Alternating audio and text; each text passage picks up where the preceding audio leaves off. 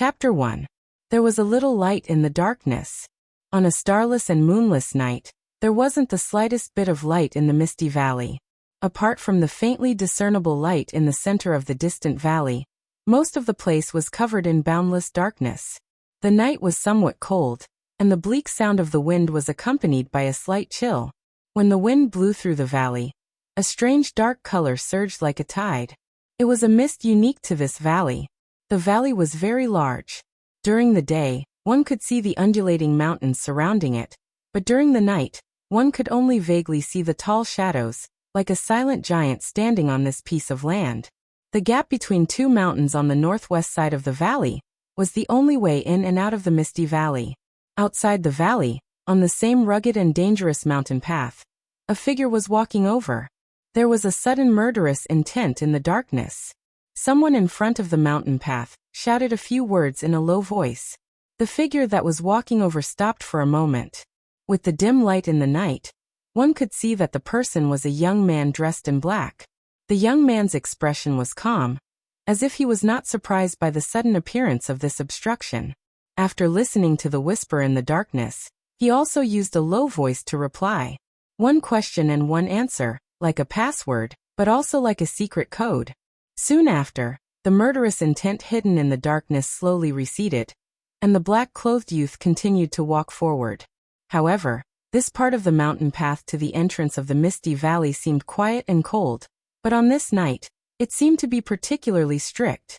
On the way, just the same kind of questioning had appeared 3 times. The black-clothed youth answered fluently, calmly passing each of the questioning. In the darkness of the night and the cold night wind, he gradually approached the entrance of the valley. At the side of the mountain path at the entrance, there was a raised hill. Several rocks of different sizes were scattered on the hill, and one could vaguely see a white figure standing at the top of the hill. The black-clothed youth's body paused for a moment. After standing in the same place for a moment, he turned around and walked up the hill. There was no path on the small hill. Weeds grew and swayed slightly in the night wind. When he was about to reach the top of the small hill, the black-robed young man saw a wooden sign stuck in the ground in front of him. From the bottom to the top, there was a strange pattern engraved on it. Above, there were gods flying in the sky, and below, there were ghosts howling. In the middle, there was an incomparably huge tree that stood between the sky and the earth, connecting gods and ghosts. It looked like a picture of a giant tree with gods and ghosts attached to the tree. The black-clothed young man glanced at the wooden sign. After pausing on the picture on it for a moment, he looked at the figure in white standing 10 feet behind the wooden sign. In such a dark night, a person dressed in white was naturally very conspicuous. At this time, as if hearing the footsteps, the person in white turned around and saw that it was an extremely handsome man. When he saw the man in black, the corners of his mouth curled into a smile. "You're here, Hei Lang." The black-clothed youth called Hei Lang nodded and walked over. At the same time he said, "Yun Jian, if your father saw you dressed like this, I'm afraid he would scold you again." Yun Jian's expression was relaxed and calm. He smiled. "It's okay. Tonight's important matter is imminent. The old man has a lot of things to do in the desolate valley. Why would he care about me?" Hei Lang smiled and walked over to stand side by side with Yun Jian. Looking into the distance, he saw that in the night, other than the dense fog in the valley behind him, there were countless mountain ranges in the distance. Although it was impossible to see the true appearance of the mountains during the day, one could still imagine the majesty and grandeur of the mountains. Yun Jian suddenly let out a long breath and said, "Hei Lang, how long have you been in the divine sect?" 6 years. So long. Yun Jian's face showed a trace of emotion. He then smiled and said, "I still remember that when you first came, you were still a teenager, about the same age as Xiaoqing. Now in the blink of an eye, you've both grown up." Hei Lang smiled and did not say anything. Yun Jian continued, "Oh right, Xiaoqing also came tonight. She might be here soon. Do you want to wait for her?" Hei Lang shook his head and said, "The elder ordered me to send the last blood soul crystal into the valley for the god-subduing incantation. I'm afraid that the divine incantation will be activated soon, and I won't be able to come out. I'll see you later." Yun Jian raised his eyebrows and revealed a strange expression. He looked at Hei Lang and sighed after a moment. Only someone like you has the ability to obtain such a rare object like the Blood Soul Crystal. No wonder my father has valued you so much all these years. He's even more intimate than me, his own son. Hei Lang raised his head to look at Yun Jian and frowned. He seemed to want to say something, but Yun Jian immediately laughed and said, all right, it's just a joke. What kind of relationship do we have? How can I doubt you? As he spoke, he seemed to have suddenly thought of something. A trace of ridicule appeared on his face as he said to Hei Lang, oh right, when the matter is over, quickly come back to me. Xiaoqing might have a secret to tell you. Hei Lang was startled and said, secret? What secret? Yun Jian smiled and said, if I say it, would it still be a secret? Just remember to come back and see me later. Hei Lang thought for a moment and nodded slightly, all right. As he spoke, he nodded to Yun Jian, turned around and strode away. Not long after, he walked down the hill and into the valley, disappearing into the boundless darkness. After Hei Lang walked for about the time it took to brew a cup of tea, there was suddenly movement on the mountain path below. After a while, a light sound was heard and a light body flew up from below. She turned around in midair and landed beside Yun Jian. It was a beautiful woman that was as beautiful as a flower. When Yun Jian saw her, there was a trace of joy on his face. However, when he saw the woman beside him, he frowned and snorted. Nonsense! Aren't you afraid of accidentally stumbling? It'll be too late to regret it then. The beautiful girl giggled, and seemed to be very close to Yun Jian. She grabbed his arm and said with a smile, Big brother, you're here. What's there to be afraid of? Yun Jian shook his head and smiled bitterly. How can I have such a heartless sister like you? Oh right, Hei Lang just left here and went into the valley. The sister he mentioned, who was also the beautiful woman named Yun Xiaoqing, let out an ah and looked towards the valley. She then complained to Yun Jian, really? Big brother, why didn't you stop him? You clearly know that I have something to say to him. Yun Jian shook his head and said, the important matter is more important. He has the Blood Soul Crystal, and needs to be sent into the Great Kala Array in the valley.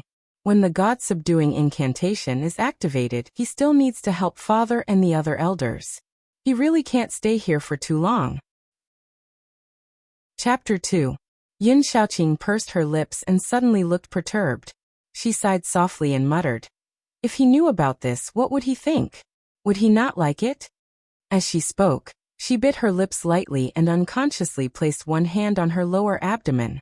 Yun Jian smiled and said, silly girl, don't worry. Black Wolf will definitely be very happy. Yun Xiaoqing looked a little worried.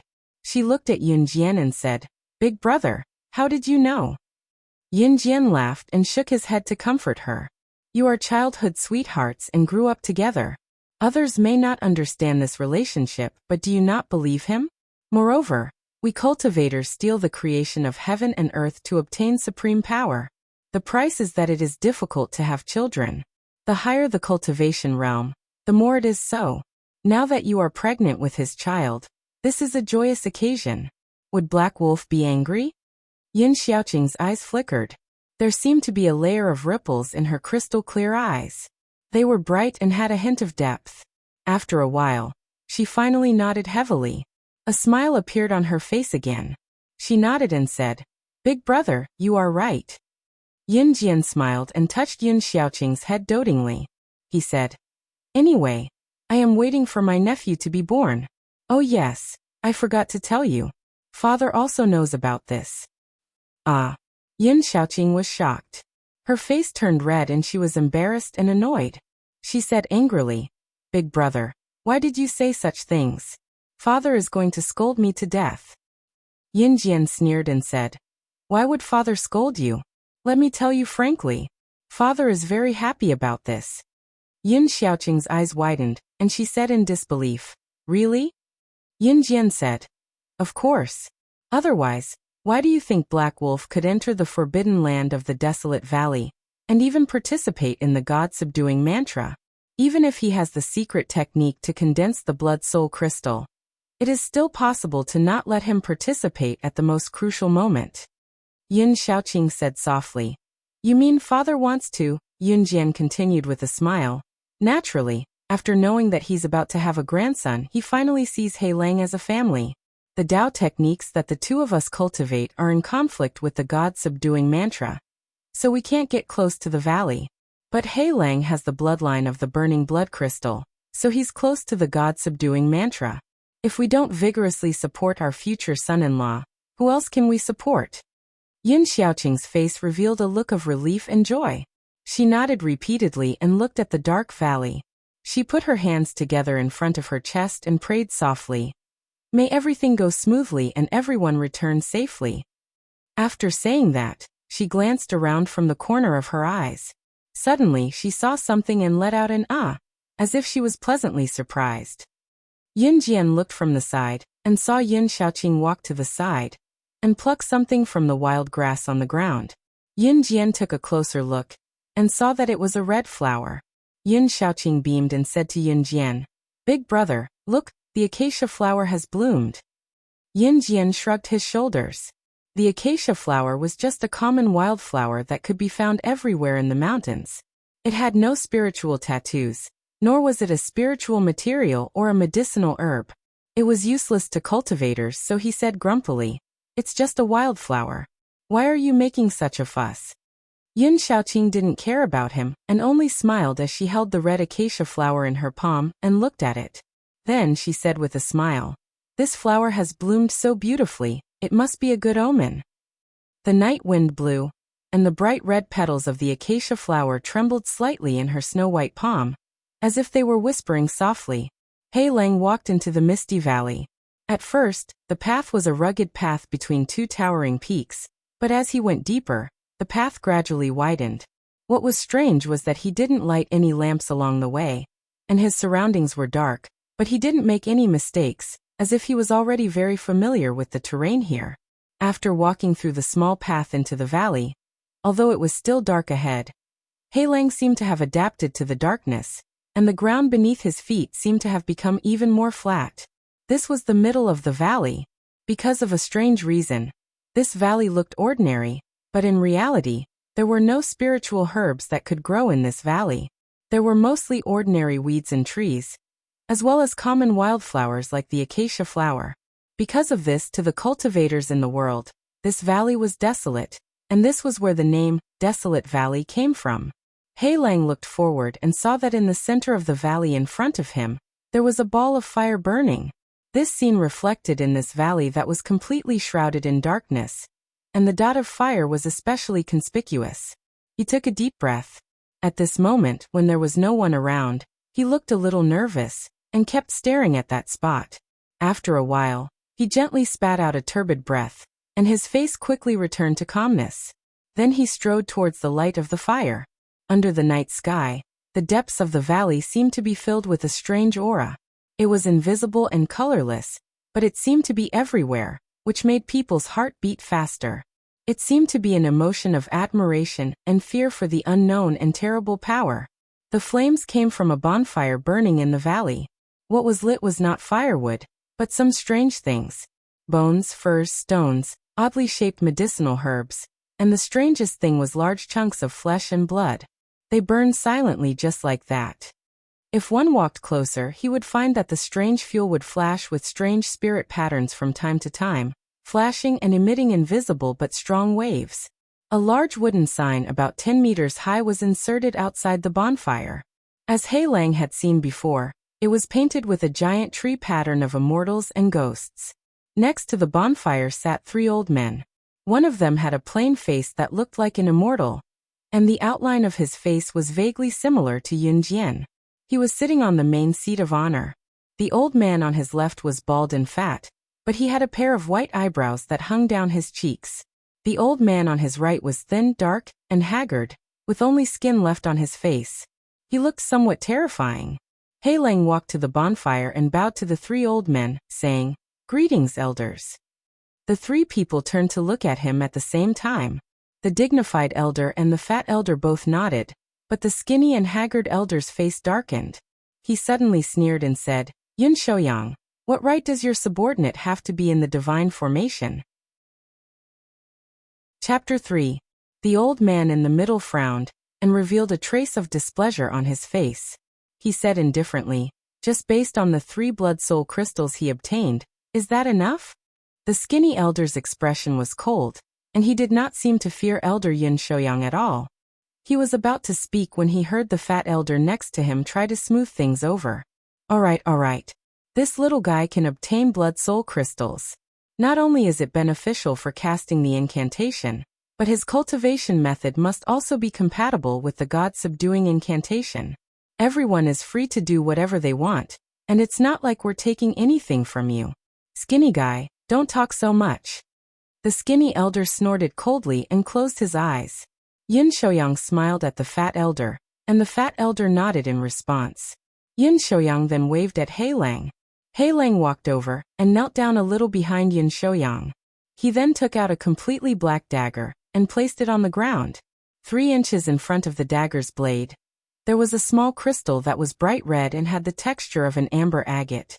It was attached to the dagger.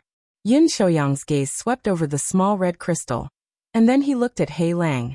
His eyes were gentle as he nodded at him. Hei Lang lowered his head and did not speak. He quietly knelt behind him and waited. However, when his gaze swept over the ground in front of him, he suddenly noticed that in a small patch of wild grass not far away, a small red flower was blooming beautifully. He glanced at the flower, and then looked away. This dark night seemed to be exceptionally long. Even time seemed to slow down at this moment. Endless darkness clustered around this valley. After an unknown amount of time, the 4 people by the bonfire suddenly raised their heads at the same time. In the deep darkness in the distance, from an unknown place, a heart-palpitating drumbeat suddenly sounded. The bonfire in front of them, which was still burning, suddenly trembled violently. It became chaotic, and countless sparks flew. If flames had a life of their own, then at this moment, this ball of fire seemed to be roaring angrily, but also seemed to be afraid and panicking, constantly trembling and swaying there. The sound of heavy footsteps suddenly came from the valley. The next sound came from an extremely far distance. In just a few steps, he had already crossed a long distance and arrived near the flame. The faint drumming never disappeared, and it seemed to be getting more and more urgent, making one's heart beat faster uncontrollably. A moment later, a tall figure slowly walked out from the darkness. The flames suddenly dimmed for a moment. It was because all the flames had suddenly lowered their heads, as if they were expressing their respect to this person. Then the figure casually waved his hand. Suddenly, the flames grew brighter and soared into the sky. In an instant, they grew several times stronger and illuminated the surrounding area of more than 10 zhang. Hei Lang raised his head, and his gaze landed on the figure that was slowly approaching. The person who had come was a very old man, but he was not a human cultivator that was commonly seen in the divine central plains. He looked to be at least half the height of an ordinary person. Moreover, he seemed to be hunched over and looked somewhat tired. The old man held a thick wooden staff in his hand. It was incomparably heavy, and its surface was carved with bright red flame patterns. 2 sharp fangs protruded from his mouth. Perhaps because he had lived through so many years, the fangs had turned from snow white to a dull gray. And this person's face was tattooed with countless dark blue totem patterns, most of which were related to fire. He looked especially terrifying. Hei Lang's pupils contracted slightly, and a word suddenly flashed through his mind. Barbarian. The barbarians were a strange race that lived in the southern border continent of the divine central plains. They were separated from the human race by the incomparably huge land of chaos. In the past, although the human cultivators did not have a blood feud with the barbarians, they had never lived in harmony with each other. Just like this barbarian who looked very old at this moment, when he walked past the wooden sign, his eyes swept over the huge tree pattern on the wooden sign, and a trace of obvious contempt suddenly flashed across his eyes. At the same time, 7 unusually tall and majestic figures appeared behind the old barbarian. Without exception, they were all muscular barbarian warriors. Each of them was like a small mountain, and their bulging muscles seemed to contain endless power. Even if it was just a hand-to-hand fight, ordinary demonic beasts would probably not be a match for them. However, these 7 incredibly powerful barbarian warriors seemed to be unusually respectful towards the old barbarian in front of them. When they saw the old man wave his hand casually, they stopped in the darkness and did not come any closer. He Lang's gaze fell on the old barbarian again. He thought to himself, legend has it that the barbarian tribes have always had a position of shaman, a supreme leader. Perhaps this old man in front of me is one? At this moment, the gazes of the three elders also fell on the old barbarian's face. After a while, Yin Shouyang nodded at him and said, I've long heard of the great name of the fire shaman. Now that I've seen it for myself, the Venerable One indeed has supreme power, and is especially sensitive to fire spiritual energy. I admire you, I admire you. The barbarian old man let out a low laugh. His voice was abnormally deep and hoarse, like the sound of a broken bellow, and it made one's hair stand on end. He said, in the eyes of you human cultivators, we are all uncivilized barbarians. What's there to admire? Yin Shouyang smiled faintly and said, since we've entered the Three Realms divine sect, we've always seen all living beings in the three realms as equals. We don't have the leisure to differentiate between these meaningless things. The old barbarian laughed softly and did not say anything. Yin Shouyang asked again, have you brought the thing? The old barbarian put his hand into his bosom, and after searching for a while, he took out a necklace. There were many white bone ornaments hanging on the necklace, and in the middle of the largest bone, there was a small hole dug out. Inside the hole was a small object that was shining with a strange luster. The two ends of the object were pointed, and the middle was bulging. It looked like the grain of wood, and it was dark green in color. It looked like the seed of some unknown tree. Looking at it from afar, it did not seem to be anything special, but it made people feel that this seed was full of vitality. As soon as this item appeared, the three elders of the Three Realms divine sect were shocked. They stood up together and stared at the white bone, especially at the seed, not letting go. After a while, the three of them looked at each other and nodded slightly. It seemed that they had confirmed it. The rotund elder seemed to be the most excited. He clenched his fists and said with an eager and excited expression, since everything is ready, let's begin. Chapter 4. With that said, the fat elder was the first to impatiently return to his original seat. Yin Shouyang and the skinny elder looked at each other and sat down as well. The bonfire burned brightly, illuminating the surroundings and revealing the deep wrinkles, scars, and strange totems and tattoos on the old barbarian's face. He looked like an old beast, and there seemed to be a trace of vigilance hidden in the depths of his eyes. His gaze swept over the three elders, and then he slowly walked to the fire and sat down on the last seat. In between, he even panted a few times. His heavy breathing sounded like the whine of some kind of wild beast, as if his old body was already somewhat unable to bear the burden. Yin Shouyang patiently waited for the fire shaman to sit down, then said in a low voice, let's begin. Wait. Suddenly, a deep and coarse voice interrupted Yin Shouyang's words. The three elders of the divine sect of the Three Realms looked at the fire shaman at the same time, only to see the old barbarian slowly raise a finger and point to Yin Shouyang's side. This person, let him go. The fat and skinny elders frowned at the same time. Yin Shouyang snorted and said, He Lang is my confidant, and he has cultivated a secret technique that can condense blood-soul crystals. Venerable One, you should know what that thing is for the God subjugation mantra, right? The fire in front of him was reflected in the old eyes of the fire shaman, but they seemed unusually bright in the vicissitudes of life, as if two balls of fire were burning from within his body. He said slowly, I don't trust him. Yin Shouyang raised his eyebrows, and a trace of anger flashed across his eyes. He then said coldly, according to the ancient records of the divine sect, when casting the God subjugation mantra, if you have the help of the blood-soul crystal secret technique, the chances of success will increase by at least 10%. I wonder if the Venerable One has any objections to this. 10%. The fat and skinny elders' expressions changed at the same time. It was clear that this seemingly insignificant 10% was extremely significant to them. However, they didn't know what this God-vanquishing curse was. It was so difficult for people of their statuses. After hearing Yin Shouyang's explanation, both of their faces lit up with joy. The rotund elder could not help but grumble to Yin Shouyang in a low voice. Why didn't you tell me and the skinny one about such benefits? Yin Shouyang nodded slightly at him, then looked at the fire shaman sitting on the other side of the fire. His eyes were bright, And just as he was about to say something, he suddenly heard the old barbarian's hoarse and low voice ring out again. This time he repeated, "I don't believe him." Even the fat and thin elders couldn't bear to watch any longer.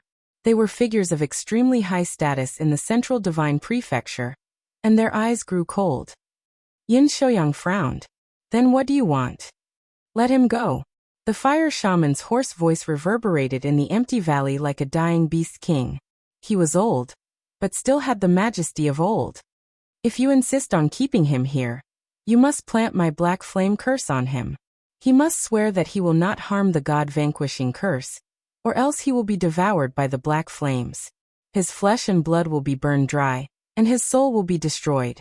He will never be able to enter the cycle of reincarnation, and will suffer the pain of being burned by the flames forever. Only then can I be at ease." Yin Shouyang flew into a rage. He suddenly stood up and glared at the fire shaman. "How dare you plant such a demonic technique on my disciple?" The fire shaman sneered, the corners of his eyes drooping slightly. He did not seem to care about Yin Shouyang's anger at all. His old eyes seemed to have seen too many vicissitudes in this world, and now, only the raging flames were left. However, at this moment, another voice suddenly came from Yin Shouyang's side. It was the skinny elder. He said calmly, "The Venerable One's words do not seem to be wrong." Yin Shouyang turned his head abruptly and stared at the skinny elder with a hint of surprise and anger. However, the skinny elder did not show any fear, and only looked at him calmly. On the other side, the fire shaman let out a strange, hoarse laugh. It was as piercing as a ghost's as he looked over. Yin Shouyang took a deep breath and turned to look at the fat elder. Just as he was about to speak, the fat elder coughed lightly and looked at him. "Brother Yin, I also think that the Venerable One's words are not without reason, just in case." Perhaps because he had a good relationship with Yin Shouyang, he pondered for a moment, and said a few more words to smooth things over. "Moreover, we all know that although the black flame curse is sinister and vicious, it is still a kind of curse. As long as the little fellow does not violate the oath, the curse will not be triggered, and there will be no problem." Yin Shouyang clearly did not expect the fat elder to say such a thing, and his expression changed for a moment. With his status and experience, he naturally knew a thing or two about the black flame curse. Although the fat elder's words were generally correct, this kind of mysterious curse that originated from the barbarian tribes deep in the southern border continent was not that simple. Just as he was thinking about letting Hei Lang leave this place, he suddenly heard Hei Lang's voice from behind. "Master, disciple is willing." As soon as he said this, there was a moment of silence around the fire. Everyone looked at the black-robed young man, including the fire shaman. The fire shaman's wise and experienced gaze also fell on Black Wolf's face. Yin Shouyang frowned and said, "The risks involved." Black Wolf knelt on the ground, his body as straight as a javelin, and said expressionlessly, "Everything is for Master's sake. This disciple will face some risks, but they are not worth mentioning." Yin Shouyang stared deeply at his young face. After a moment of silence, he suddenly took a deep breath and said, "Good. You are indeed my good disciple. I did not misjudge you." Black Wolf lowered his head and did not speak. Yin Shouyang returned to his seat and said in a low voice, "You may go." Hei Lang agreed and walked around the bonfire to the front of the fire shaman. Then, just like before, he quietly knelt beside the old barbarian. The fire shaman's aged gaze swept across the young man. Even though he was an old man of his age and status, he couldn't help but reveal a tinge of admiration in his eyes. But it was clear that this bit of admiration wouldn't affect his will and decision in the slightest. Under the watchful eyes of the other three elders of the divine sect of the Three Realms, a short but strange ceremony quickly unfolded. The fire shaman first put his hand directly into the burning bonfire, paused for a moment, and when he retracted it, there was a burning flame in the middle of his palm. His flesh did not seem to have any reaction under the burning flame. Then everyone heard him recite an ancient and mysterious incantation in a low voice. Chapter 5. The voice seemed to have come from the ancient times. It echoed in the distant past, passing through time and returning to this world. It brought with it a strange and mysterious power. After a while, blood flowed out of the old barbarian's eyes. Black blood. He used his hand to bring the ball of flame closer to his face. That strange face looked like a demon or a ghost, incomparably ferocious and terrifying. The ball of flame then began to twist wildly, as if it had obtained some kind of power. The two streaks of black blood quickly dried up, and the black blood floated up and merged with the ball of flame. The ball of flame turned black. It was a ball of black flame. Everything quietened down. The fire shaman chanted an ancient incantation, and under his guidance, Hei Lang faced the ball of black flame and swore an oath. He swore that he would not harm the god-vanquishing incantation tonight, and swore that he would do his best for it. If he broke this promise, he would suffer the pain of the black flame's backlash. As Hei Lang spoke, the ball of black flame swayed and slowly approached his face. Finally, from the center of his forehead, it silently and strangely merged with his flesh and blood, disappearing without a trace. When everything was over, the fire shaman waved his hand. Hei Lang stood up silently and walked back to the other side of the fire. Yin Shouyang nodded at his disciple and patted him on the shoulder. When he placed his hand on Hei Lang's shoulder, Hei Lang could feel that this powerful old man's demeanor was different from usual, as well as the slight strength he used. He raised his head to look at Yin Shouyang and nodded slightly. Then he returned to his usual silence. At that moment, Yin Shouyang's eyes were filled with love. He thought to himself that he had not misjudged Hei Lang. After handing little Qing over to him in the future, he would have nothing to worry about. The cold atmosphere seemed to suddenly ease up after the strange incantation. Even the fire shaman, who had always been cold, seemed to have a hint of a smile on his face. Soon, the few of them began their final negotiations. The crucial god-subduing incantation was about to begin. Hei Lang quietly knelt on the ground. The words of those people who finally felt at ease reverberated in his ears. His eyes suddenly looked at the acacia flower, and then in more places on the ground further away. In this valley, among the weeds that could be seen everywhere, there were already bright red flowers blooming everywhere. Facing the night wind, the red acacia flower slightly trembled, like a beautiful and enchanting woman singing in the dark night. The night was still deep and silent. This long night seemed to continue endlessly in the darkness, until that speck of light suddenly burst out from the deepest part of the darkness. The dazzling radiance was like the sun that suddenly rose in the night sky. It shone brightly and turned into a huge fireball that burned fiercely. Immediately after, all the flames condensed into an incomparably majestic pillar of fire that soared into the sky, shooting into the incomparably thick dark clouds. Suddenly the wind blew fiercely, the dark clouds rolled, the heaven and earth trembled, and a terrifying aura slowly spread from the horizon. In the desolate valley was the source of the huge fireball. At the moment, beside the original bonfire, the three elders of the Three Realms divine sect and the fire shaman were in 4 different directions, their hands reaching into the burning flame in the middle. At this moment, below them and the surrounding ground of more than 100 feet, there were suddenly countless strange patterned flames, forming a huge and mysterious formation. All the living creatures were forced to retreat out of this powerful formation by an invisible force, including the 7 powerful barbarian guards brought by the fire shaman. The only one left in the center of this formation, besides the 4 powerful figures, was Hei Lang. At this moment, the flame had completely turned pure white. One could imagine how high the temperature had reached. And in the deepest part of the flame, there was a white bone necklace floating. Under the burning of the incomparably powerful flames, the necklace cracked inch by inch. All of the bones were burned to ashes. Only the largest piece of bone belonged to an unknown exotic beast, and it was still able to hold on. However, cracks could still be seen on it, and it seemed like it wouldn't be able to hold on much longer. And in the center of the white bone, the strange seed seemed to not be affected by the flame at all. It still emitted a vigorous vitality in the dark green luster, and seemed to be more vigorous than before. It seemed to be slowly absorbing the power of this flame. At the same time, when a large amount of flame passed through this seed and shot into the night sky, it seemed to be contaminated with that unique aura, faintly summoning something to the endless sky. An ancient incantation suddenly sounded, and the 4 extremely powerful people looked up at the sky. Almost at the same time, a terrifying aura from the sky descended upon this valley. Hei Lang sensed something and looked up. He was shocked to see that in the dark clouds in the sky, a huge dark crack had slowly opened up. Then, from that incomparably deep, bottomless abyss of darkness, there seemed to be a strange gaze looking over. That crack slowly closed. The ground of the entire deserted valley suddenly began to tremble, and a rumbling sound came from the depths of the ground.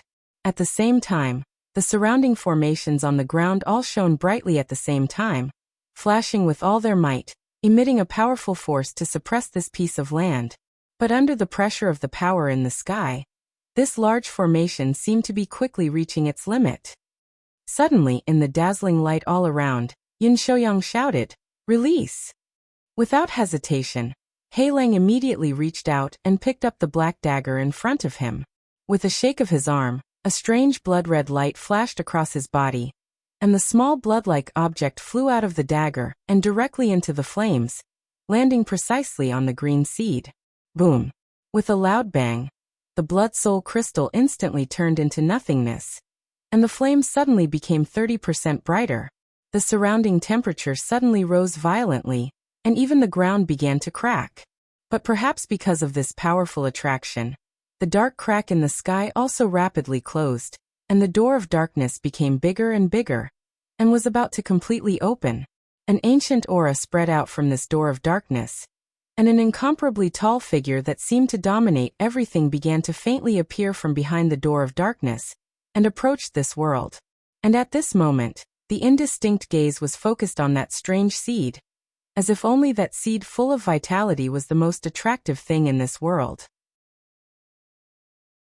Chapter 6. Wu. It was a strange sound, like an ancient call. It was as if an ancient song from ancient times was echoing in the dark. A beam of light that did not seem to exist in this world shot out from the door of darkness like a sharp sword.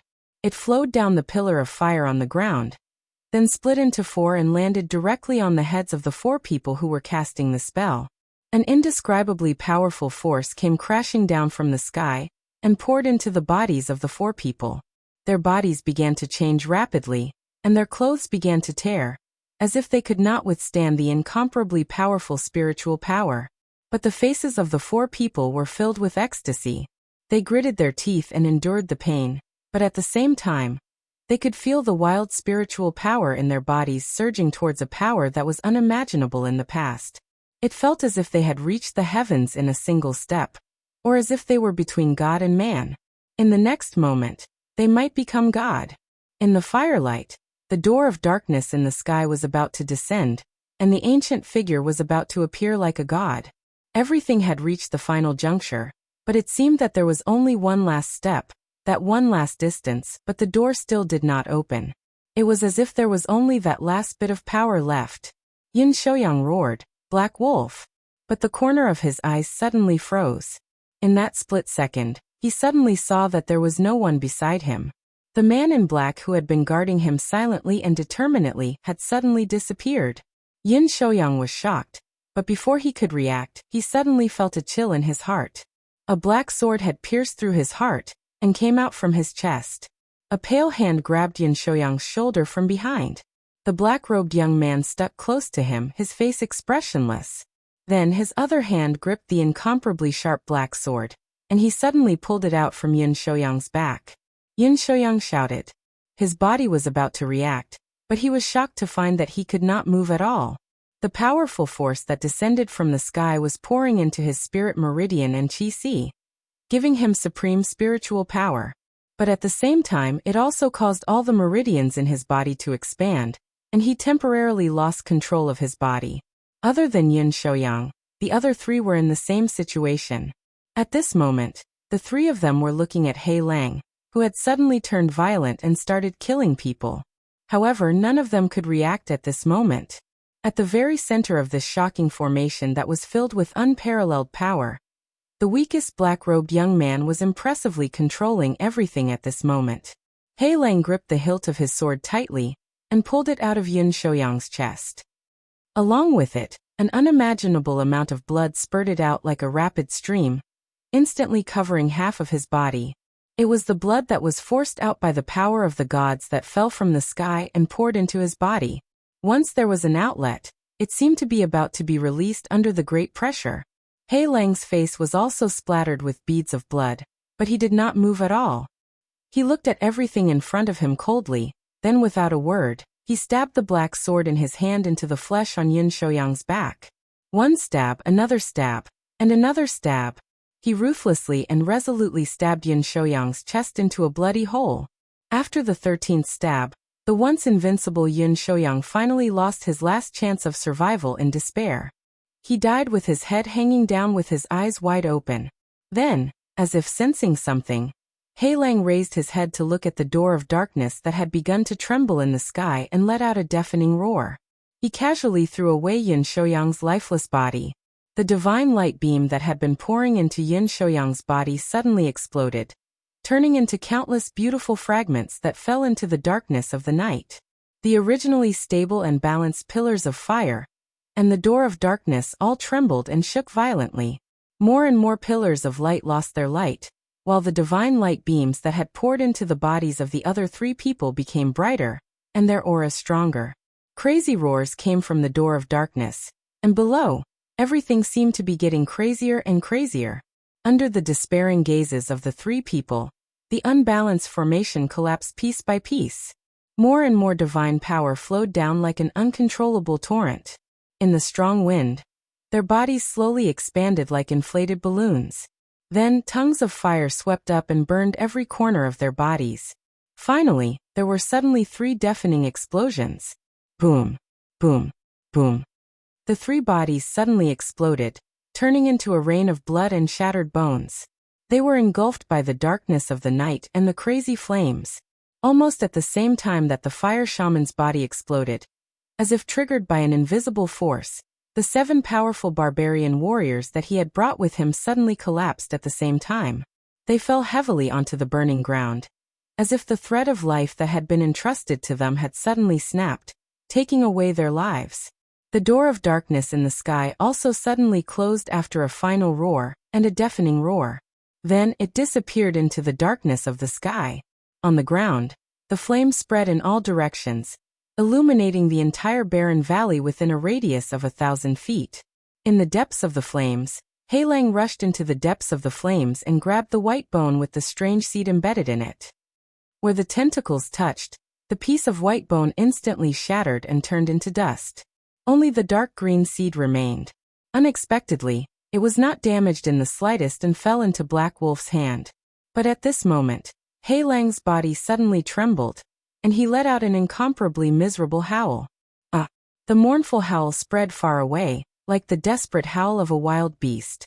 Black flames suddenly rose from his body and began to burn crazily. Strangely, this black flame incessantly burned his flesh, but it didn't damage Hei Lang's clothes in the slightest. Hei Lang felt like he was in purgatory. He kept howling at the sky. His flesh and blood were burning in the black flames. His skin was torn and his flesh was lacerated. Blood flowed out and quickly dried up. Indistinctly, a dazzling shadow appeared in the sea of qi on his abdomen. However, the terrifying black flames even burned this shadow. It broke into pieces and quickly disappeared into the shadows. Everything about Hei Lang, even his soul, seemed to be boiling, cracking, and shattering in the black flames. Chapter 7. For some unknown reason, Black Wolf did not collapse amidst the terrifying and cruel black flames. He roared and howled, but he still stood upright. Then he walked out of the valley step by step. His flesh and blood looked like they were burning and melting. The black flames burned into his soul, causing his mind to turn blank and confused. However, this man who was trapped in hell still walked out step by step. Outside the valley, there were already sounds of fighting and shouting. It seemed like an intense battle was happening. Not long after, just as he was about to reach the entrance of the valley, a figure suddenly flashed across the mountain path in front of him. It was a beautiful woman. It was Yin Shaoqing. She saw Black Wolf at a glance and instantly turned pale with fright. She pounced over and cried out in horror. Black Wolf, you, what happened to you?" Black Wolf's eyes had almost completely lost their luster.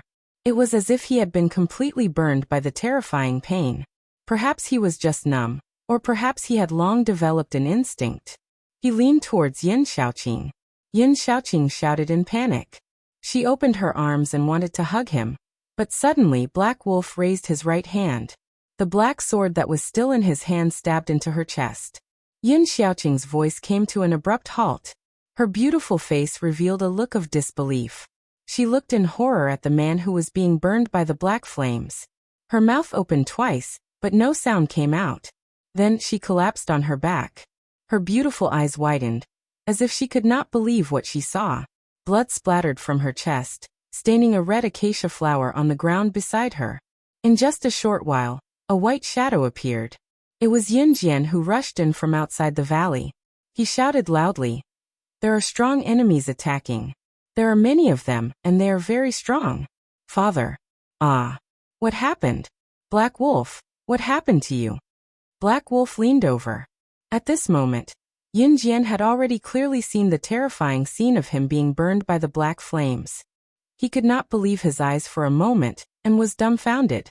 Suddenly, he also saw a black sword appear in front of him. In the terrifying flames, the sword stabbed into his chest. The two of them hugged each other tightly and stuck to each other. Blood spurted out and Yin Jian's body stiffened. There was still an expression of disbelief on his face. Although the terrifying black flame was still burning, it did not burn Yin Jian's body at all. It seemed to only burn on Black Wolf's flesh forever. Hot blood once again dyed Black Wolf's body red, causing him to become completely covered in blood.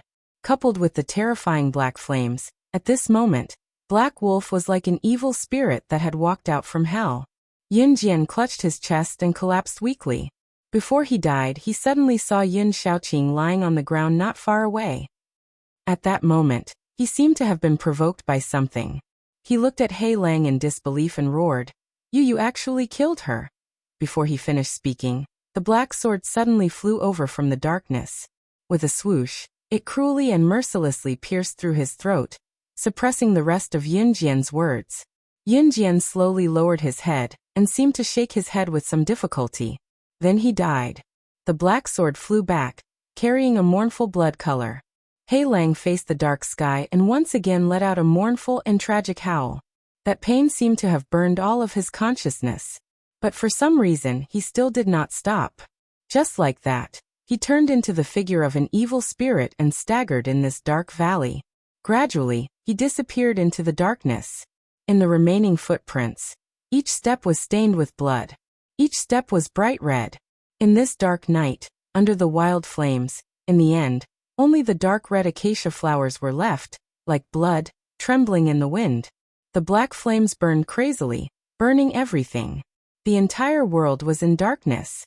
There seemed to be only crazy howls and the tragic sight of flesh and blood being burned dry. Ah! With a low roar, Lu Chen suddenly woke up from his sleep. He suddenly sat up and gasped for breath. Sweat seeped out of his forehead. The thin quilt covering his body slipped down, revealing his strong upper body that was not covered at all. He did not care and only breathed heavily. He stared blankly at the strange bed in front of him. There was a glimmer of light outside the window. It was already early in the morning. At this time, beside him, a white and plump arm stretched out from the side, and gently wiped the sweat off his forehead. Then a soft voice said, "What's wrong? Did you have a nightmare again?" Lu Chen turned his head and saw that under the same thin quilt, there was a beautiful woman lying next to him. At this moment, after a night of sleep, she seemed to be a little tired, with a trace of laziness. Her beautiful hair was like clouds, draping over her white and smooth shoulders. The thin quilt was across her chest, revealing an alluring and plump skin. Lu Chen shook his head and said, "It's nothing." The woman's jade-like fingers lightly touched Lu Chen's face, caressing the side of his temples and the skin under his chin before finally resting on his shoulder. The strong and bulging muscles and her delicate fingers seemed to form a sharp contrast. Her voice at this moment, in this early morning, was like a lost dream that had not yet woken up. It carried a bit of fleeting and unusual gentleness as she said, "You just love to show off. It's still early, why don't you?" Lu Chen suddenly turned his head and smiled at her. "Ding dang, I only have one spirit stone left on me today." The woman's fingers suddenly stopped, and then she raised her eyes to look at Lu Chen. Lu Chen was still laughing, his smile was warm and sincere. Suddenly, the thin quilt on Ding Dong's body moved, and under the quilt, she heavily kicked Lu Chen, revealing a bit of snow-white skin. Her eyebrows wrinkled and she hatefully said, "Smelly man, you talk so much nonsense. Why aren't you scramming?" Lu Chen laughed out loud and jumped off the bed. He then found his clothes from the messy clothes on the ground and quickly put them on. He then casually threw a pile of undergarments and skirts to Ding Dang, who was still lazing on the bed, and said with a smile, wake up, wake up. I say, don't be so lazy. I see that today's weather is not bad. With such a good morning light, why not go out for a walk?" Early in the morning, this lady had nothing better to do, so I went out for a stroll. At this time, the people outside are probably those idiots who work hard for a month and can't even get a few spirit stones. Ding Dang pulled over the thin quilt and covered herself tightly, only revealing a pretty face, and then spat unhappily. Chapter 8. Hearing Ding Dong's complaint, Lu Chen did not get angry but instead smiled and said, "Hey, I'm about to go out. How can I leave now that you've said that?" He paused for a moment, then walked to the side of the bed and sat down. Out of nowhere, he took out a shiny spirit stone and threw it beside Ding Dong's pillow. Ding Dong's eyes immediately lit up, and with a cheer, she reached out to grab it, revealing a white jade arm. Lu Chen laughed and took the opportunity to stretch his hand under the blanket to grab it. Ding Dang cried out in alarm, one hand holding the spirit stone into a fist and punched towards Lu Chen, the other hand pulling the blanket tightly to block that vulgar hand. Just that her hands and feet were in a mess, and her warm and soft body was still taken advantage of by him, forcefully touching it a few times. Lu Chen immediately jumped away, leaving the warm bed, and walked with large strides to the door, opening it and walking out. The woman's coquettish scolding came from the room behind him. "Damn, stinky men really are not good people. You better remember this." The fresh morning breeze blew down from the tea mountain in the distance. It swept over the clear, gurgling water of the clear stream, causing waves of ripples. It then brushed past the verdant bamboos and beautiful peach blossoms on both sides of the river. Thus, there was a hint of fragrance. It blew over the moss-covered wind and rain bridge, over the pond dam on the stream, over the bluestone road along the river, and finally, over the people walking in the morning light. Lu Chen stretched his waist, opening his mouth to let out a yawn, his face revealing a satisfied smile. His gaze looked around. This quiet village in the morning was the place he was currently living. This place was called Qingshatang Village, named after the clear brook that snaked through the middle of the village. Qingshatang Brook. The water was extremely clear, and the flow was gentle. Other than the deep pond at the bottom of the tea mountain, the deepest part of the brook was no more than a knee deep. Usually many children in the village would play in the water. There were many pebbles in the brook, big and small, of all shapes and sizes, and there were often some nameless gray little fish swimming in the cracks, leisurely playing. There were many green bamboo and peach trees on both sides of the stream. In this bright and beautiful season of spring, it was the time of the year when the scenery was the best. The green bamboo leaves and the pink peach blossoms complemented each other and were reflected in the clear water.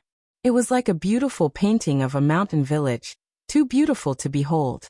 Lu Chen strolled along, listening to the crisp chirps of birds and the crowing of roosters in the distance. Numerous farmhouses appeared on both sides of the stream.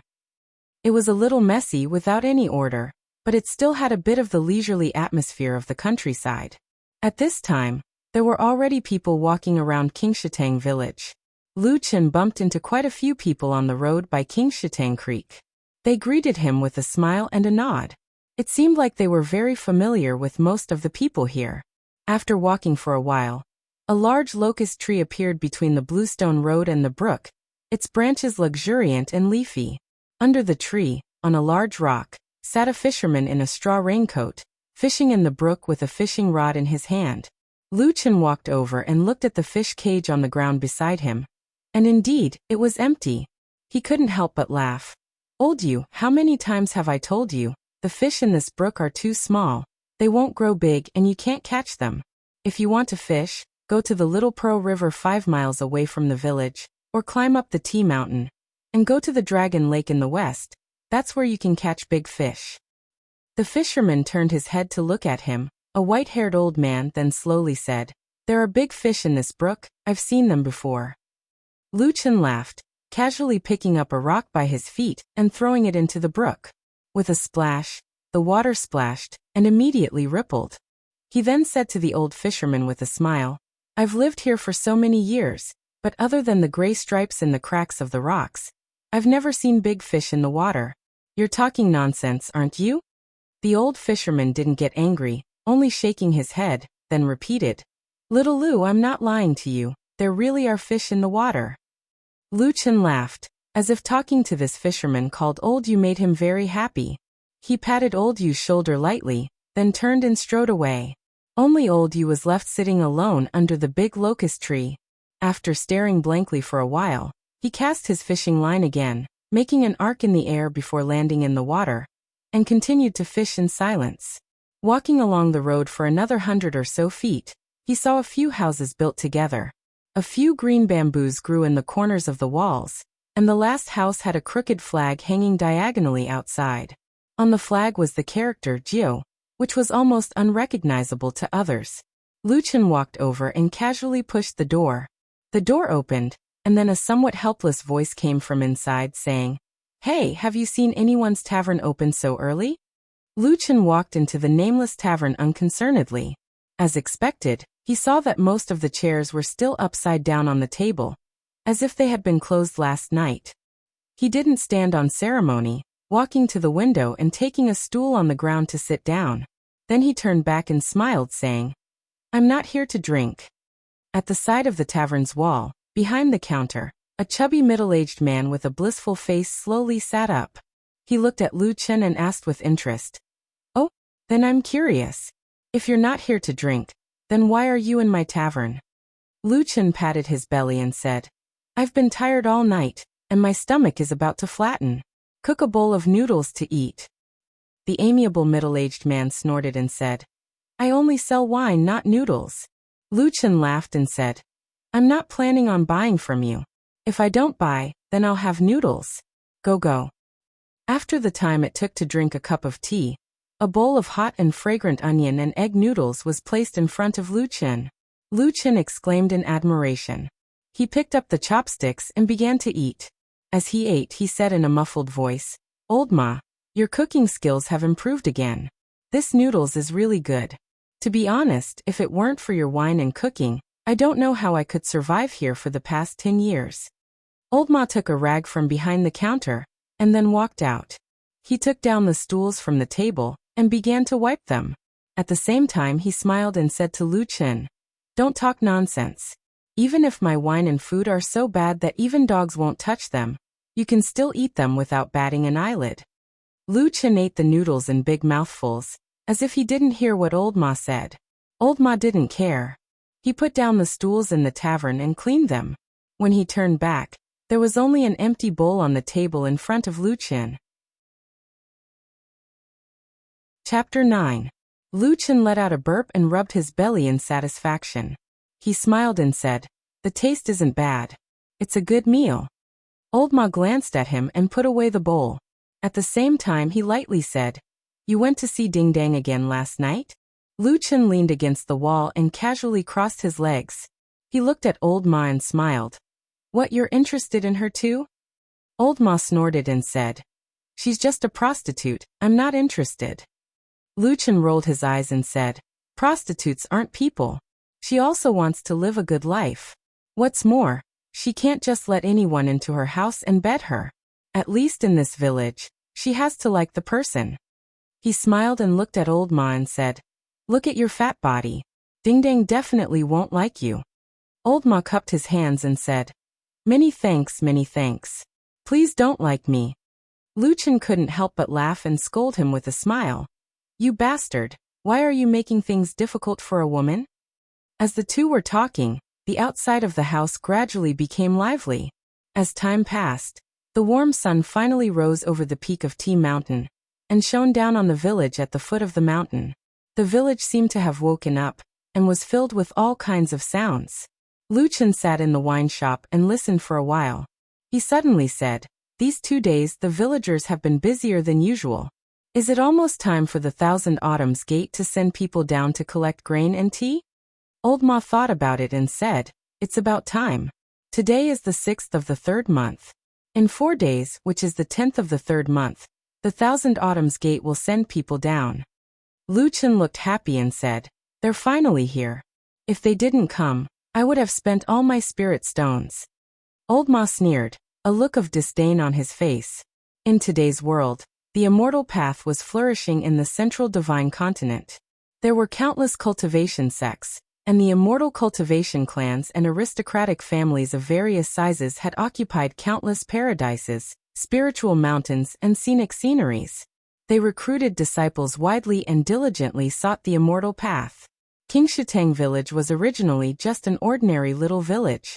However, 100 years ago, Nansong Mountain, which was about 15 kilometers away from here, was occupied by someone. From then on, they established a sect and called themselves the 1000-Year Sect. Since then, they had become the most powerful cultivation sect in the area.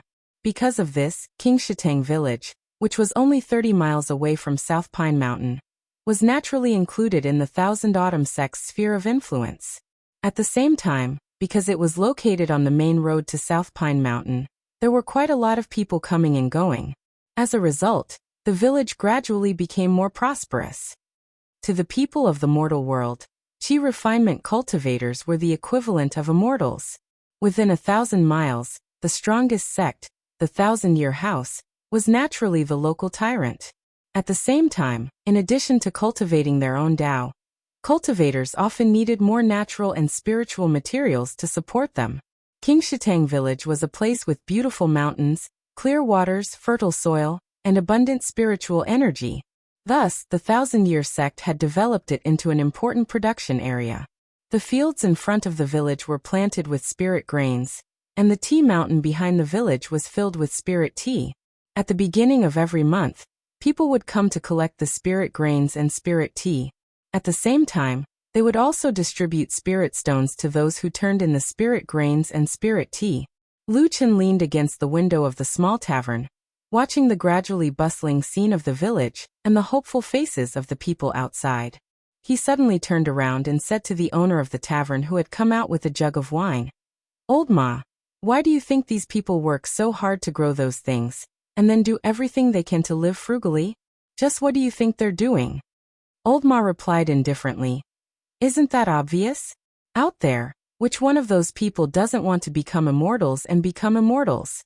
Don't they work so hard to accumulate spirit stones so that they can go to the 1000-Year Sect and see if they have the talent to become immortals?" Lu Chen pursed his lips. The 1000-Year Sect is a little unkind. It's just a common test, but they insist on collecting 1,000 spirit stones from each person. How many people have they driven to their deaths? I've seen many people in this village collect 1,000 spirit stones at the age of 50 or 60. Then they go to the 1000-Year Sect and spend all their life savings to see through the mirror. Most of them don't have any talent. The rest might have a bit of talent and could barely cultivate, but they were kicked out because they were too old. Then some cried like crazy, and their lives were pretty much ruined. Old Ma shrugged and said, "Although this method is not very presentable, it's still passable. At least it's not too ugly. There's no forced enslavement or anything like that. It's already good enough." Lu Chen couldn't help but laugh. He stood up and said with a smile, "It's rare that you would speak up for a sect that doesn't make the cut." Old Ma said indifferently, "Last year, the 1000-Year Sect was ranked as a beginner middle-rank sect on the list of 10,000 immortals issued by Zhengxianmeng. It's no longer a small sect that doesn't make the cut." "What the hell?" Lu Chen was shocked. His eyes widened as he looked at Old Ma. "No way, I don't think this trashy sect is qualified." Old Ma poured himself a cup of wine and said with a smile, "They sent 50,000 spirit stones to true Lord Guangbo in Zhengxianmeng. Of course they're qualified." Oh. This time Lu Chen was even more surprised. He looked up and down at the chubby tavern owner in front of him and said with a smile, "My goodness, haven't you been staying with me in this village all these years? How can you be so well informed?" Old Ma smiled but didn't say anything. He just raised his cup to him and drank it in one gulp, with a mysterious smile on his face. Lu Chen looked askance at him and scolded, "You're so sneaky. How many things are you hiding from me?" Old Ma immediately shook his head and said, "Nothing. It's not like you don't know what's going on here. Before he finished speaking, they suddenly heard a loud noise coming from outside. It was so loud that it broke the silence of the village, as if something big had happened. Lu Chun and Old Ma frowned at the same time and looked outside. After a while Lu Chun said, "It seems to be coming from the entrance of the village." Old Ma said, "You stay here. I'll go and have a look." Lu Chun shook his head and said, "Let's go together." Old Ma wanted to persuade him again, but when he saw Lu Chen's expression, he hesitated and didn't say anything. They walked out of the tavern and walked all the way to the front of the village. On the way, they saw many villagers running in the same direction. Many of them looked surprised and excited, as if they had heard some special news. Chapter 10.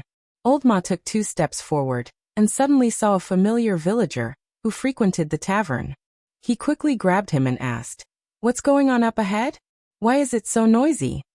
The villager did not stop and said loudly, "I heard that a few immortal masters from the Thousand Autumns sect found a demon from the divine sect of the 3 realms who had snuck into the sect. He's now at the entrance of the village."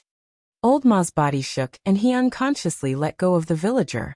After a while, he turned around and looked at Lu Chun who was beside him. He saw that his friend was frowning slightly, his face indifferent, but there seemed to be a strange light in his eyes. Old Ma took a deep breath and said in a low voice, "Let's go back." Lu Chun looked at him and said lightly, "If you turn back now, wouldn't it look even more strange to others?" Old Ma frowned and looked around. Sure enough, almost everyone in the village was walking in the direction of the village entrance. At this time, if only the 2 of them suddenly turned around halfway, it would indeed be a little conspicuous. At this moment, Lu Chun reached out and patted his shoulder saying, let's go take a look together."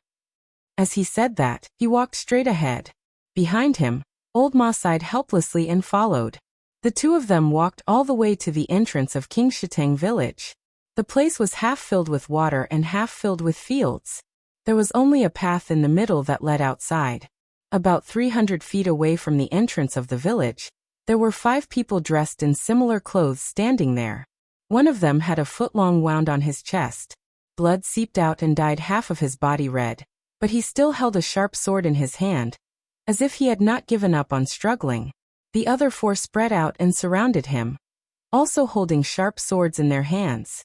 They all looked disdainful and disgusted. Lu Chun and Old Ma stood in an inconspicuous spot in the crowd and watched the scene unfold in front of them. They saw that the 5 people were dressed in the style that the disciples of the Thousand Autumns sect usually wore. The 4 who surrounded them consisted of middle-aged men and young men, while the injured one looked to be in his early 20s. He seemed to be the remnant of the divine sect of the 3 realms that was being hunted down and hunted down. From the corner of his eye, Old Ma looked to his side and saw that everyone was looking at them eagerly and nervously. No one had noticed the 2 of them, so he nudged Lu Chun without saying a word, but his eyes showed a hint of inquiry. Lu Chun stared at the young man for a moment and did not speak. He only shook his head lightly.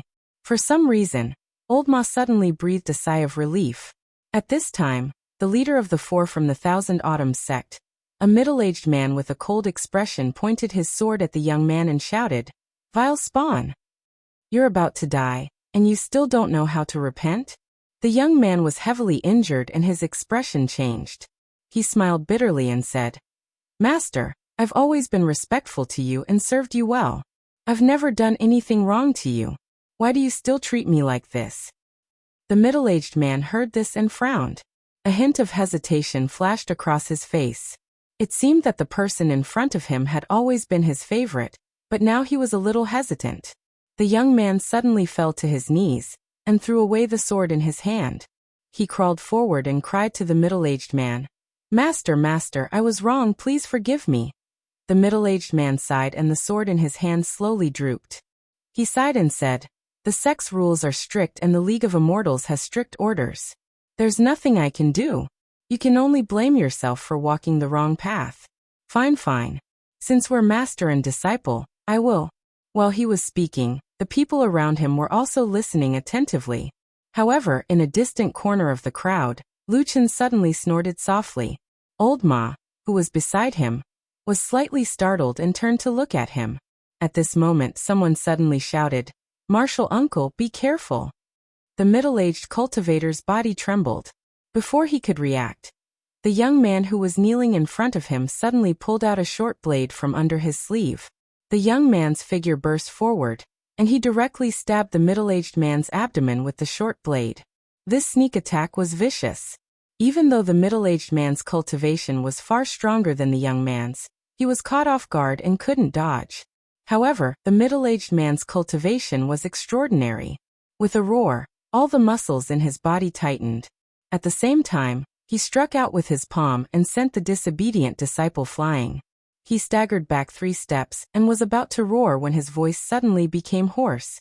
He looked down and saw that the wound on his abdomen was bleeding black blood. "There's poison on the blade." The other 3 disciples of the Thousand Autumns sect had already rushed forward with angry roars, surrounding the young man and attacking him. The young man was seriously injured. He had already thrown away his longsword, and he did not retrieve his dagger after injuring the middle-aged man. At this moment he was empty-handed. Under the siege of his 3 former fellow disciples, he could only retreat in defeat. However, there was no fear on his face. Instead, he seemed to have gone mad. He laughed and shouted at the top of his lungs, "The true God has descended and unified the 3 realms. In the future, I will ascend to the ranks of immortals and go." Before he could even finish his sentence, he had already been struck by a ray of sword light and fell to the ground. The disciples of the Thousand Autumns clan who followed closely behind him all looked like they hated this person to the core. They all followed closely behind. Sword lights rained down and in the blink of an eye, blood splattered everywhere. In an instant, this person was reduced to a pile of meat paste in broad daylight. Immediately afterward, the 3 of them quickly turned around and surrounded the injured middle-aged cultivator. When they saw the wound, they looked at each other with fear on their faces. At this time, the middle-aged man was the calmest. He whispered in a hoarse voice, "Let's go back to the mountain." Only then did the 3 of them react, and they hurriedly agreed. Then, one of them carried the middle-aged cultivator while the other 2 protected him, and they dashed away. No one cared about the remnant of the divine sect of the 3 realms anymore. Only a short period of time had passed since they received the news, and rushed out to witness the sudden change in the fierce battle. However, the intrigue and fierceness of the battle had greatly shocked the mortals who were watching the battle. After a while, the people at the entrance of the village slowly dispersed. At the same time, among the discussions, most of them were curious about the divine sect of the 3 realms. Many people knew about this. Since it wasn't a secret, they took the opportunity to tell the young people who didn't know much about the divine sect of the 3 realms. The general idea was that the divine sect of the 3 realms was actually a sect with a long history. They believed in the 3 realms of gods, humans, and ghosts. Chapter 11.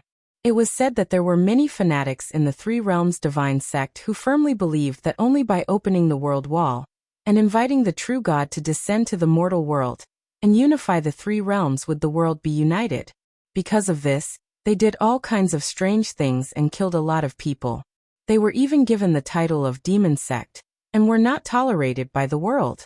Many years ago, this sect was labeled as the #1 evil sect by Zhangxianmeng, and ordered the world to hunt them down. Since then, they have not seen the light of day and turned to secret activities. But these years, it was said that there were many disciples who infiltrated the many cultivation sects in Zhangxianmeng, and secretly did some sinister things. It was really a big problem for the world's righteous path. The crowd dispersed while discussing. No one cared about the corpse of the remaining member of the 3 realms divine sect. After a while, someone would naturally come to clean it up. Old Ma and Lu Chen were at the back of the crowd and slowly walked into the village. Old Ma said in a low voice, "How was it?" Lu Chen was expressionless and even his tone did not change as he said, "A bunch of lunatics." Walking back to the village, the clear stream, green bamboo and peach blossoms, as well as the distant green mountains, the tranquil and beautiful scenery seemed to isolate the bloody scene from before. It made people subconsciously feel that the chaos and turmoil was still a long way away. After walking for a while on the bluestone road, Lu Chen suddenly saw a peach tree in front of a fork in the road. The branches were full of tender red, and under the tree stood a beautiful young woman, leaning on the tree. Human face, peach blossom. For a moment he did not know which was more beautiful, but it was Ding Dang. A wind blew and a few petals fell. She stood there in a light dress, as if she was a fairy, as beautiful as a fairy who was not tainted by the mortal world. Many of the villagers who passed by saw this scene, and many of the men turned back. Especially some of the young men had a covetous look in their eyes, but most of them still hurried past, and no one came forward to talk. On this side, Lu Chen said to Old Ma seriously, "In a few days it will be the day to collect the tea. I also have to go collect the goods. You go back first." Old Ma cursed, "Bullshit. Do you think I'm blind?" Lu Chen smiled and said, "Then do you want to come with me to collect the goods?" Old Ma sneered and said, "Don't say that I didn't warn you. Be careful that you don't play yourself to death." With that said, he clasped his hands behind his back and strode away. Lu Chen smiled at Old Ma's back, then walked straight to the peach tree and said with a smile, "What's wrong? I remember that you were sleeping in. Why did you come out to watch the show?" Ding Dang rolled her eyes at him, then looked towards the village entrance and said, "I heard that the commotion outside wasn't right, so I wanted to come out to take a look. In the end, just as I reached here, everyone returned. What's going on outside?" Lu Chen then told her everything, causing Ding Dang to suck in a breath of cold air, her face revealing a trace of fear as she said, "Ah, wasn't that person also a disciple of the Thousand Autumns sect? He had already cultivated immortal arts. How could he die just like that?" Lu Chen laughed, using his hand to lightly pat Ding Dong's head. He laughed and said, "What are you saying? On what basis can a cultivator who has cultivated immortal arts and divine arts not die?" "Go go go," Ding Dang said coquettishly, waving her hand to hit the hand that Lu Chen used to take advantage of her a few times. Then with a look of yearning and melancholy she said, "But the cultivators that we dream of, isn't it to seek immortality, to ascend and become immortals? It's not easy for us to have this opportunity. We should just peacefully cultivate and live our lives honestly. How can there be so many messy things? Che, you've only seen so much, and you're already sighing here." Lu Chen glanced at her and said to her, "Let me tell you, you didn't see it just now, but the dead person outside the village was slashed 7 times. 1 sword cut off his hand, 2 swords pierced through his abdomen, 1 sword cut through his ribs, and the other 3 swords slashed his face. Blood splattered everywhere, and in the end, all that was left was a pile of meat paste, no longer recognizable as a person." "Aya." Ding Dong's face instantly turned white, her hands covering her ears. No longer caring about her elegant demeanor, she sent a kick towards Lu Chen. "Shut up! Shut up! Shut up! Blarg!" Seeing her clutching her chest and about to retch, Lu Chen laughed out loud, then retracted his smile, and said to her with a smile that was not a smile, "If you can't even handle such a small matter, what if you have the chance to enter a sect in the future? Then what?" "Pay." Ding Dang gasped for breath for a while, struggling to free herself from the frightening fantasy, and angrily said to Lu Chen, "Nonsense! What kind of place is an immortal sect? How can it be as frightening as you say it is? Moreover, aren't you immortal yourself, talking for so long here? Be careful that in the future, when an immortal passes by and hears you, they might catch you and harshly punish you."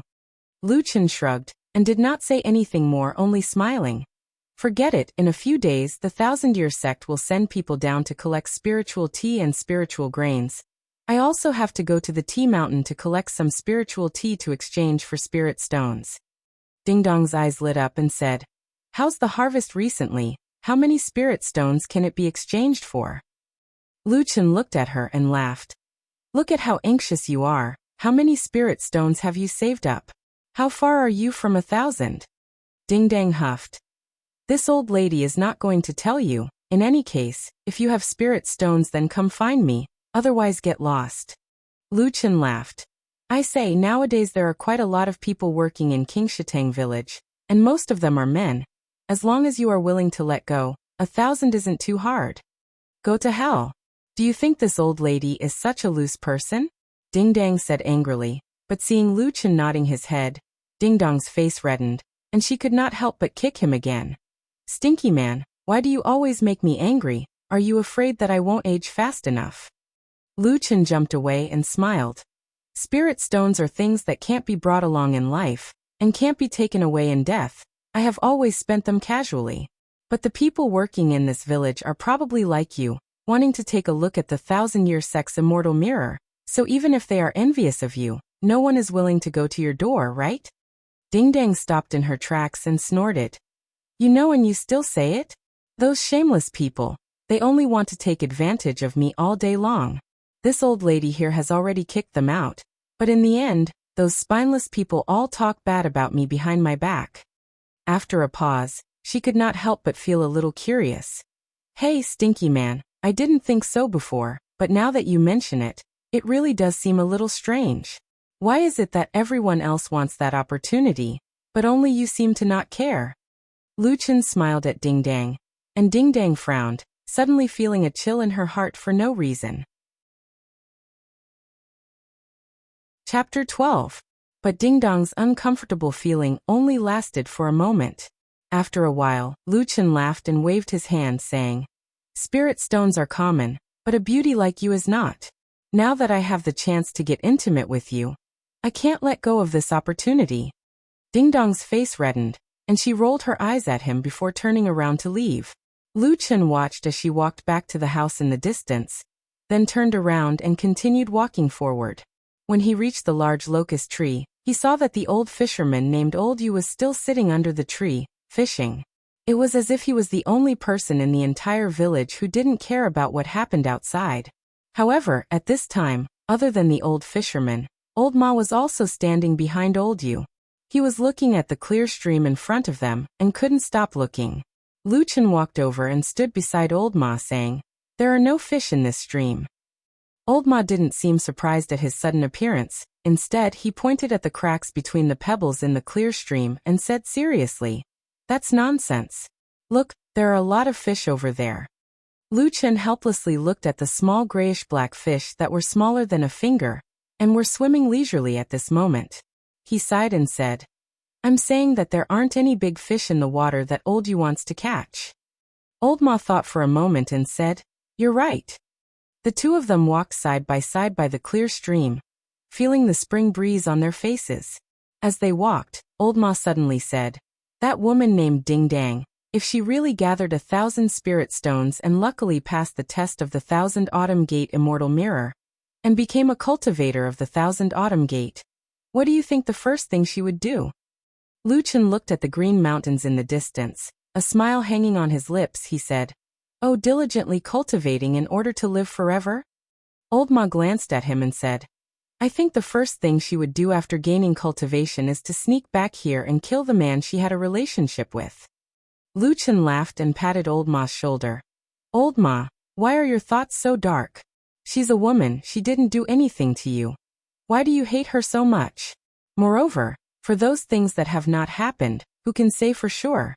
If I were to say, maybe after Ding Dang obtains the Tao, she will remember our old relationship and come back to help me cultivate on the mountain. What do you think? Saying that, he could not help but laugh out loud. Old Ma sneered and ignored him. He took a few more steps forward. Seeing that he had reached the fork in the road leading to the tavern, he suddenly said lightly, You know I'm right. Lu Chen's footsteps paused for a moment. He walked to the fork and turned to Old Ma and said with a smile, It's getting late. You go back to your wine shop. I'm going home to sleep. Old Ma stared at him and said, You've seen more things than me. Why do you turn a blind eye to it? Lu Chen's eyelids slightly drooped. After a moment of silence, he said, I've seen a lot, so I want to look on the bright side. This way, at least I can live comfortably. He shrugged his shoulders and said, Otherwise, even if I live, it might be a life worse than death, so it's better to let myself be happy. After speaking, Lu Chen laughed, looking cheerful and happy. He waved to Old Ma beside the spring breeze and under the green bamboo and peach blossoms, then turned and left. Old Ma looked at his back and shook his head. His face gradually revealed some emotions, but he didn't say anything in the end. After leaving Old Ma, Lu Chen walked along the Qingshui stream all the way to the foot of the mountain. He could see a lonely straw hut built at the foot of the mountain. Further away was a deep green pond, which was the source of the Qingshui stream. At this moment, Lu Chen plucked a bamboo leaf from somewhere and chewed it in his mouth. The slightly bitter but refreshing taste stimulated his tongue as he walked leisurely towards the straw hut. However, when he was about 100 feet away from the straw hut, his body suddenly trembled, and he suddenly staggered, looking like he almost fell to the ground. Fortunately, there was a peach tree by the side of the road. Lu Chen grabbed the trunk of the peach tree with such force that the peach tree trembled and countless pink petals fell, like a colorful and tempting spring rain. Lu Chen suddenly opened his mouth. The muscles on his face contorted, looking like he was shouting loudly, like a beast roaring after it was injured. However, for some reason, even if he opened his mouth wide, strangely, not a single sound came out from his mouth. Following that, his body started to tremble nonstop, as if at this moment his entire body was enduring unimaginable pain. Without any warning, in his pair of black eyes, 2 balls of flames suddenly ignited. Black flames.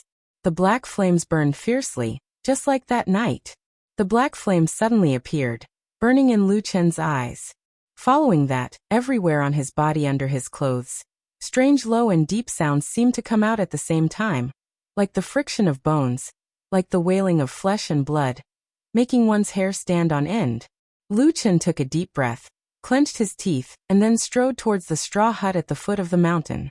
His footsteps were a little unsteady, as if each step brought him great pain. After just a few steps, one could vaguely see that on some parts of his body that were exposed, his face, neck and hands, strange black stripes faintly appeared, looking like patterns. Like a burning flame. Lu Chen panted, running with big strides.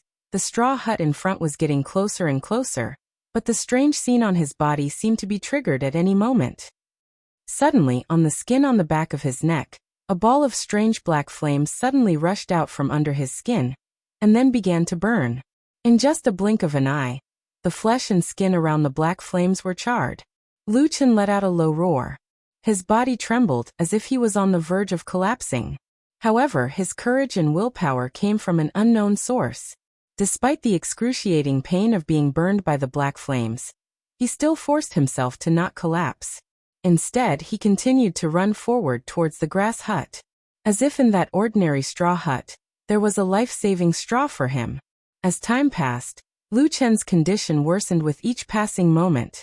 Black flames continued to erupt from every corner of his body. One moment it was on the back of his hand. The next moment it was on his chest, his back, his head, his thighs, his calves, and almost everywhere else. When Lu Chen rushed to the door of the thatched hut, it looked as if his entire body had been devoured by the black flames. He pushed open the door of the hut and rushed in. The door was opened, and then closed. He, who was in excruciating pain from being burned by the black fire, suddenly paused for a moment. Then, from somewhere above his head, an inconspicuous gray stalk of grass suddenly floated down. Chapter 13. The stalk of grass was reflected in his eyes that were occupied by the black flames. Lu Chen snorted, then quickly rushed to the only wooden bed in the house, and lay down on it. The wooden bed looked very simple, but it was very flat, and there was a layer of bedding on it. It was unknown where Lu Chen pressed on the bed, but suddenly there was a muffled sound, and the entire bed flipped over, immediately sending Lu Chen under the bed. The thatched hut instantly became silent, empty, and there was no longer any sound. While he was still flipping in midair, Lu Chen, who was already in extreme pain from being burned by the black flames, couldn't help but let out a low roar. When his vision turned black, his body began to involuntarily fall down. He suddenly slapped his right hand heavily on his chest. There was no sound, no movement. That darkness seemed to not move at all. But the falling figure in the darkness, the body that was being burned by the black flames, suddenly disappeared. Disappeared into thin air just like that. In the next moment, a gray light suddenly lit up in front of Lu Chen, and a moment later, his body heavily fell to the ground, making a muffled sound. The black fire was still mercilessly burning his flesh and blood. His body was charred and cracked inch by inch, as if he was about to be burned into a pile of ashes. But at this moment, the place where he was standing had suddenly become a mysterious place that was no more than 20 feet in size and only a few feet in height. This place was surrounded by incomparably thick wood that seemed to be connected together. The surface was overflowing with an ancient aura, mottled and visible, as if countless years had passed. At the same time, there was a misty green gas shrouding it, causing all the wood walls to look somewhat blurry, like an ancient tree hole. And in this tree hole, the ground was only about 2 zhang wide, and in the middle, there was a puddle that took up half of the space, the rest was solid ground. The water in that puddle was clear with a hint of green. It was motionless, and for a moment, it was impossible to see how deep it was. It was like a piece of sparkling and translucent jade. However, there seemed to be an extremely strong and fresh aura coming from that puddle of clear water. At this moment, Lu Chen fell on the ground not far from the puddle, burned by the black flames. He didn't even have the strength to stand up, but lying on the ground, he still struggled with all his strength, and then his body rolled, rolling twice, and with a splash he fell into that puddle of water. It was a strange sound, suddenly coming from his ears, as if he was isolated from everything in this world, as if he was the only person left in the entire world. The faint water waves shook intensely, countless large and small transparent bubbles floated in front of his eyes, a cool feeling from all directions close to his body, slowly suppressing the terrible burning feeling. This puddle was much deeper than he had imagined, but the size was only so. Lu Chen couldn't even straighten his body in the water. He just curled up like a frightened child, hiding in this incomparably quiet water. He let the water flow and wash his body. It was like a gentle hand, comforting his scarred soul. Even in the water, the black flames on Lu Chen's body still didn't extinguish. The black flames were still burning, but as if being suppressed by the strange vitality of this water. The black flames began to gradually wither, and then slowly retracted back into Lu Chen's skin, gradually becoming smaller and weaker, until it quietly disappeared from his body. The water waves surrounded him, and then at a speed visible to the naked eye, the terrible wounds left by the black flames on Lu Chen's body began to quickly recover. Very quickly, everything became as if nothing had happened, except for that extremely tired man. He tightly curled up his body, hiding in the water, for a long time did not show his head. In this quiet water, his lips seemed to be slightly trembling. He clenched his teeth, his face slightly twisted, his face filled with sorrow and pain, as if he wanted to cry, but also as if he was forcibly holding back, forcibly not making a sound. He slowly raised his head, looking up from the water. In that rippling light, there was another blurry world. As if he could never see clearly, nor could he see the end. The next morning, the moon set, the sun rose. When the sunlight once again fell on this quiet little village, just like in the past, the entire village seemed to suddenly wake up and become lively. Lu Chen yawned as he walked out of his straw hut, carefully closed the wooden door, and then walked down the mountain to the village. Old Yu once again sat under the large pagoda tree, fishing for the big fish that he seemed to never be able to find. People came and went in groups of 2s and 3s, laughing and chatting loudly. Most of the topics they talked about were the people from the Thousand Autumn sect, who would be coming down to collect the spirit tea and spirit grains in a few days. There were also some bits and pieces of information about the massacre at the village entrance yesterday. After listening for a while, Lu Chen felt a little bored, and he also felt a little hungry, so he habitually walked to the small tavern. Although this time was a little later than yesterday, Old Ma clearly had no intention of opening the door for business. The tavern's door was still closed. However, to Lu Chen this was of course not a problem. He walked over and knocked on the door twice, then laughed loudly. "Old Ma, open the door for business." After a while, footsteps sounded from inside the house, and someone walked to the door and opened it with a creak, revealing Old Ma's slightly plump body. Lu Chen smiled and patted Old Ma's shoulder, saying, "I'm hungry, cook something for me to eat." As he said this, he walked straight past Old Ma, but then he heard a light cough from Old Ma. Lu Chen's eyes narrowed slightly, sweeping across the small tavern, and then he saw a figure sitting at a table in front of him. This early in the morning. It was an old man who looked to be in his early 50s, with gray hair and a warm smile on his face, and even nodded when he saw Lu Chen. Old Ma closed the door behind him, inserted the door bolt, then walked to Lu Chen's side and said softly, "Inspector Lu just arrived here this morning." Lu Chen nodded, walked over and smiled at the old man, looking like they were actually very close, and he even patted the old man's shoulder, saying with a smile, "Old man Lu, don't you come here once a year?" I remember that the last time you came to Kingshatang village was only half a year ago. Why do you miss me? Ha ha ha ha. This old man with the surname Lu looked very amiable, and he smiled at Lu Chun, saying, Little Lu, you really know how to joke, but this is a routine inspection under the orders of Hall Master Shui, so I came over to say hello to both of you. Chapter 14. Jokes aside, looking at old Lu's half-serious smile, Lu Chun said with a straight face, What is it?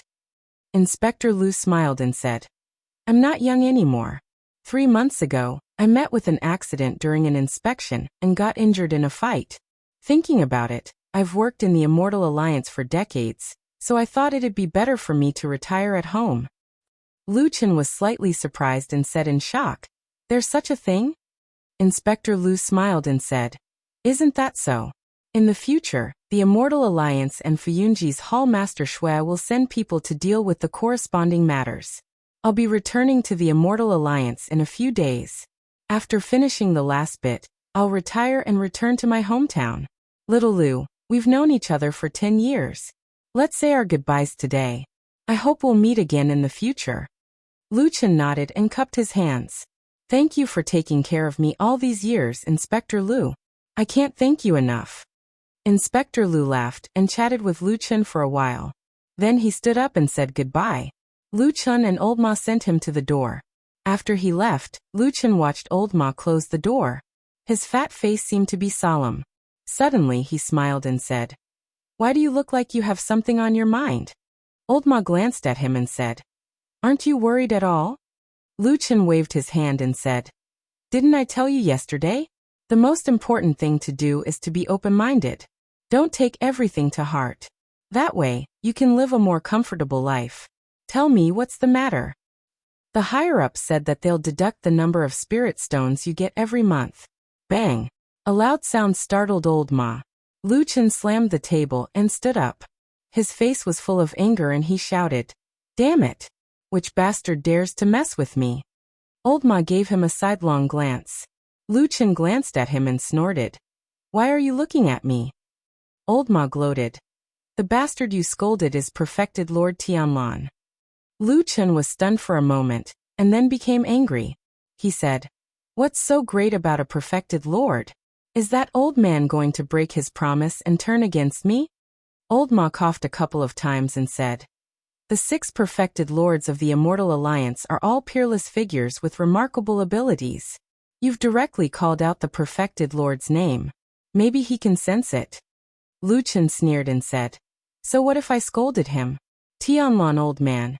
You're an old man with short legs and long arms, fatter than a pig, full of evil tricks and bald head. Old Ma was dumbfounded and couldn't say a word for a long time. Lu Chun looked around and saw that the tavern was quiet. It didn't look like something would suddenly happen. He said to Old Ma, Look, either that old man Tianlan can't hear me, or he sensed that I was scolding him, but he didn't dare make a sound. Old Ma smiled bitterly and said, Little Lu, it's not good for you to be like this. Lu Chun rolled his eyes and said, He's going to deduct my spirit stones and you're blaming me for falling out? Didn't you say that you would let me live a comfortable life? Old Ma said sternly, I was there that day too. I don't remember Senior Immortal saying this. Lu Chun said angrily, Then who said that?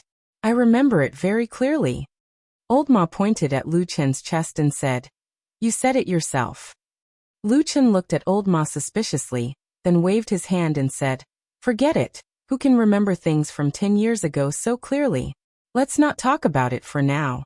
In any case, deducting my spirit stones won't do. Old Ma sighed and said, I just asked. In fact, you're not the only one deducted. All the shadows under Fuyunji are the same. Lu Chun was startled and suddenly stopped talking.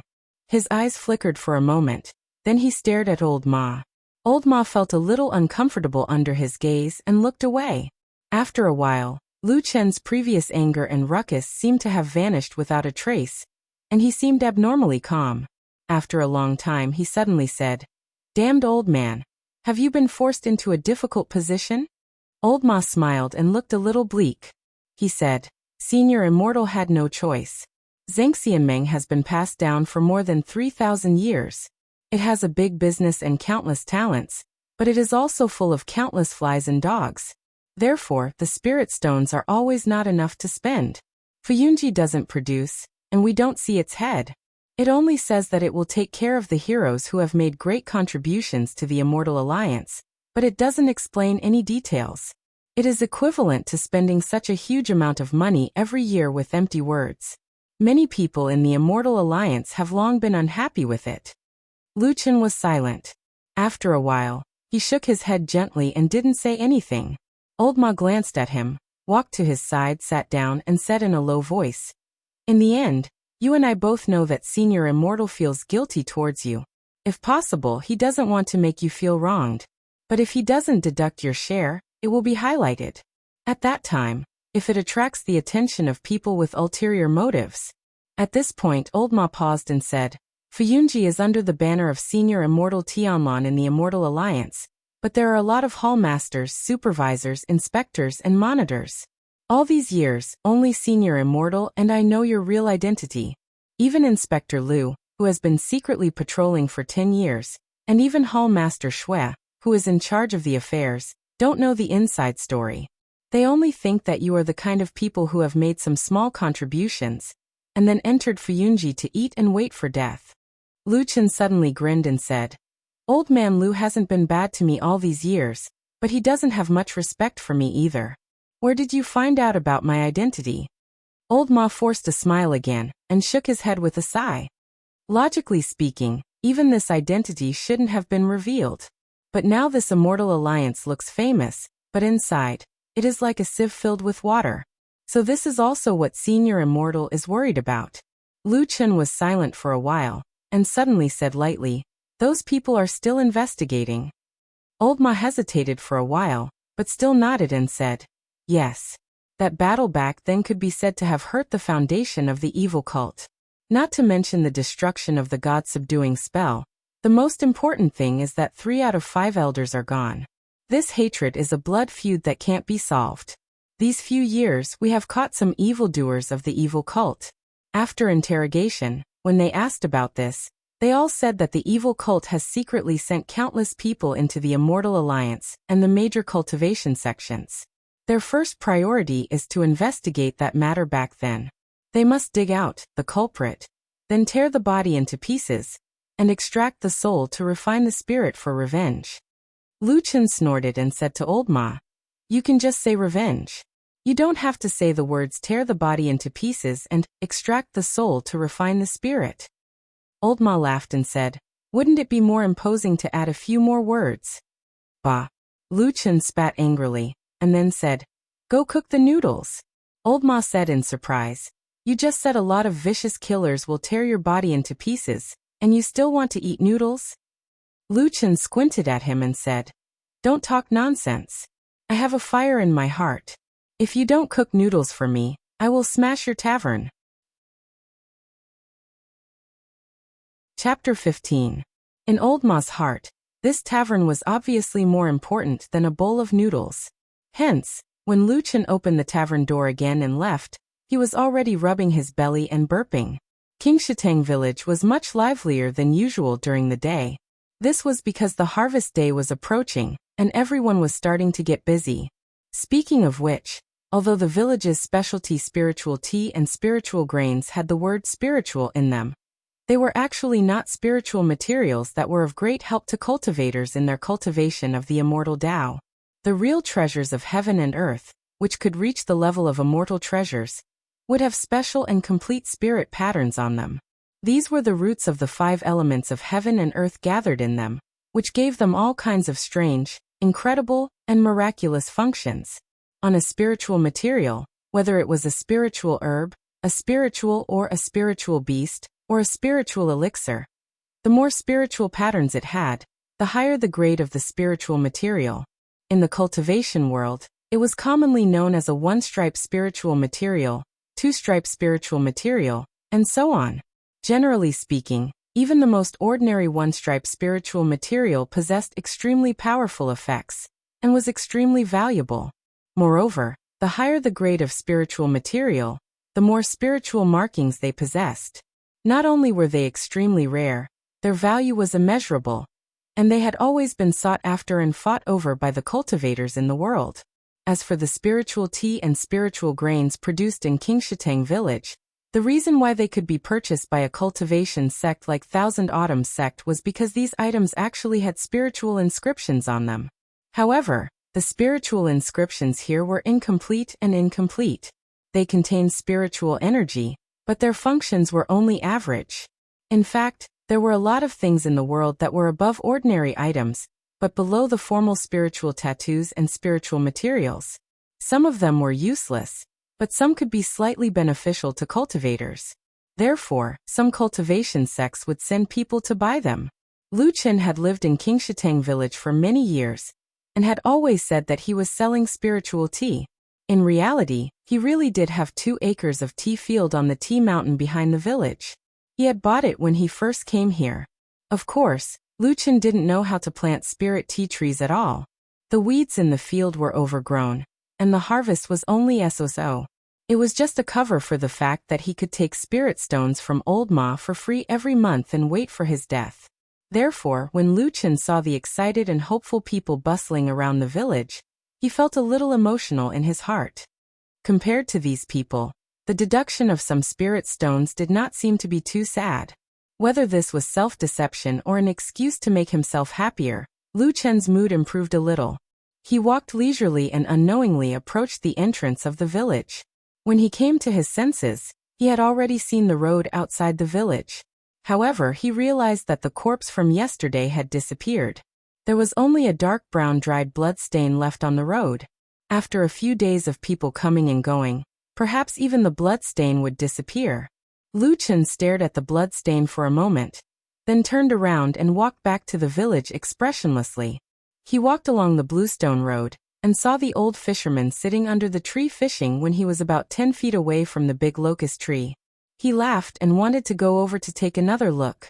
Suddenly, he heard a commotion on the other side of the stream. Lu Chen was a little surprised and turned to look at the other side of Qingshitang village. Qingshitang village flowed through Qingshitang village. There were houses on both sides of the stream, but the east bank where Lu Chen was at was more crowded. About 70% of the people in the village were there. There were also many pubs, inns, and miscellaneous shops here. On the other side of the west bank, there were probably only a few inconspicuous houses, and it was usually quiet. Today was a strange day. There was actually some commotion coming from the other side of the river. Lu Chen looked in that direction, and saw that there was a group of people gathered under a cluster of green bamboo on the west bank. There were both men and women, but there were quite a number of women. Some of the women that he usually saw in the village seemed to have run over there. This made Lu Chen a little curious. He walked over to a stone bridge not far in front of him, intending to see what was going on. After getting off the stone bridge, there was a group of people not far away. Before he got close, Lu Chen could hear gasps of admiration coming from the crowd. Among them, there were many gasps of surprise from the women, as if they had seen something incredible. Lu Chen was even more curious. He hurriedly walked a few steps to the side of the crowd. He found a corner with fewer people and looked in. He was instantly stunned. The crowd had formed a semicircle. Under a cluster of green bamboo, there was a young man who looked like a scholar standing with a smile. In front of him was a wooden board with a piece of white paper pasted on it. There was a brush in his hand, but he was drawing. The scholar's appearance was very charming. He didn't look very old, not even 20 years old. Looking at his jade-like face as he held an ink brush in his hand, he was really charming. Lu Chen could even feel the strange affection in the eyes of some of the older aunties around him. But of course, what made the crowd exclaim was not just this person's appearance and charm. This young man was drawing a woman on the paper at this moment. Although it was just black and white ink, it was actually vivid and lifelike. The woman in the painting stood under the flowers, looking at each other with a gaze full of affection. Although the affection was not spoken, it was vividly written on the paper. This painting was actually extremely good. Although Lu Chen didn't understand painting, he felt that it was amazing. Just as he was exclaiming in his heart, he was suddenly startled. He realized that the woman in the painting was actually somewhat familiar. Looking carefully, it was clearly Ding Dang. His heart moved. He immediately turned his head to look at his surroundings. Indeed, not long later, he saw Ding Dang standing there with a strange expression on her face. Her cheeks were slightly red, as if she was angry, but also seemed to be unable to contain her joy. The surrounding girls all turned to look at Ding Dang. The jealousy in their eyes could not be hidden. Not long later, the young man had already finished drawing. He then smiled and took down the painting. He smiled and showed it to the crowd, immediately causing them to cheer. Although this painting could not be considered a big deal, everyone could see that this painting was good or bad. Adding the young man's gentleness and politeness, they naturally liked it. In the crowd, Ding Dang snorted and said, "The painting is not bad, but you are not honest. Why did you have to draw me?" The young man smiled and said, "This elder sister's words are too serious. This young man was just casually drawing. I saw that elder sister is beautiful and drew it. If elder sister does not like it, you can take it away and tear it. Actually, there is no scenery or people in the world that cannot be drawn. If everyone is interested, when this young man has free time, I can also draw one for everyone." Chapter 16. The crowd immediately cheered, especially the girls who were the happiest. Ding Dang was happy at first, but then she became angry. She snorted and said angrily, "Flowery words." The young man smiled and shook his head. He walked over and handed the painting to Ding Dang. He smiled at her and turned to leave. Ding Dang looked at the young man's back as he left. She wanted to say something, but then she suddenly heard someone in the crowd say coldly, "Vixen trying to seduce men again." The crowd immediately quietened down. Many people laughed. There were both men and women. The men laughed in a more vulgar manner, while the women laughed more acrimoniously. The sound of the women's laughter was louder than the men's. Ding Dong's mouth twitched and her face darkened. She suddenly turned around and walked away. She quickly walked over the stone bridge and crossed the east bank. It seemed like she was going home. Lu Chen stood at the back of the crowd and calmly watched this scene. He then looked at the scholar who had already walked into another small path on the west bank. He then muttered to himself in a low voice, "How annoying. Why is it that young and handsome gigolos are more popular everywhere I go?" The painter and the person being painted had both left.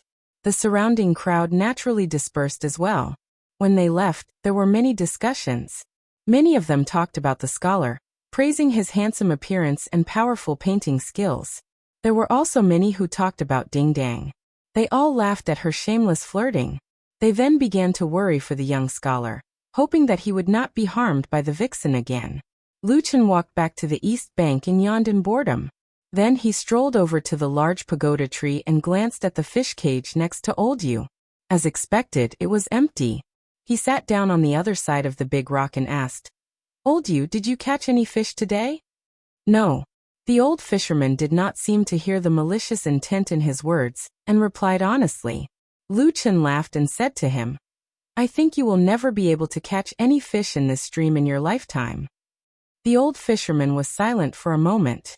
Then, like countless times before, he replied woodenly, "There are fish in the water." T. Lu Chen stared at him. After a moment, he suddenly lost interest. There really were all kinds of weird people in this world. He said, "Up to you. If you say there is, then there is. Serves you right for wasting your life here. In the end, even if you catch it, it will still be a waste." Every time they reached this point, the two of them would have nothing else to say. But one day, for some reason, Old Yu suddenly turned to look at Lu Chen and said slowly, "No, that's not it. I saw that there were spirit marks on that big fish. As long as I catch it and offer it to the immortals of the Thousand Autumns sect, I can cultivate too. A big fish with spiritual marks." Lu Chen couldn't help but laugh. Then he said, "Oh, if you really catch, this fish is worth more than 1,000 spirit stones. It's enough for you to enter Thousand Autumn sect. But you don't get eaten by." Old Yu looked at Lu Chen strangely and mumbled, "Fish don't eat people." Lu Chen smiled and leaned over to pat him on the shoulder. He did not say anything else. He glanced at the crystal-clear stream and got up to leave. At this time, the sun had already risen and shone on Qingshatang village. The Qingshatang stream shimmered, and the large locust tree shaded the sun. It was very cool and refreshing. Only small pieces of the sun fell through the gaps in the leafy canopy. Lu Chen took 2 steps outside. Just as he was about to leave, a ray of sunlight suddenly flickered under the shade of the tree. It was as if a shadow had flashed in a certain corner of the large pagoda tree.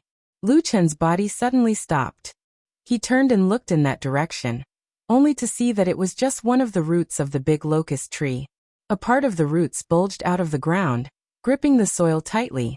At the same time, there was a lot of green grass growing around the trunk and roots. Lu Chen's expression was a little strange. His brows were slightly furrowed, as if he was thinking about something. He was a little confused, a little nervous, and a little disgusted. But very quickly he calmed down and his expression returned to normal. Then he walked over to that spot and kicked his feet as if nothing had happened. He took off one of his shoes as if he was going to shake off the soil on the roots. His eyes quickly scanned the area. The shadow seemed to flicker in front of him again. This time, Lu Chen saw it clearly. It was a somewhat strange pattern. It was a little scribbled, as if it was randomly carved in an inconspicuous place between the roots. In the drawing was a circle and a few lines of different thickness. When they came together, it vaguely looked like a simple and strange tree. The wound on the bark looked like it had been cut not long ago. It could not have been more than a day old. Lu Chen's expression slowly turned cold. He got up and put his shoes back on. Then he walked back to the big rock and glanced at old Yu, who was still fishing quietly. Then he lay down. He lay behind the old fisherman and closed his eyes. The sound of the flowing stream and the faint sound of the wind blowing the leaves above his head began to reach his ears. Everything seemed to quiet down, as if life in this village had been so peaceful for many years. Then he suddenly opened his mouth and broke the silence. "Old Yu, let me ask you something," the old fisherman said woodenly. "You have been here for the past 2 days, right?" "Yes," the old fisherman said. Lu Chen pillowed his hands behind his head and looked at the green canopy above his head, as well as the broken sun peeking through the gaps between the leaves. "Has anyone else come here?" "No," old Yu said.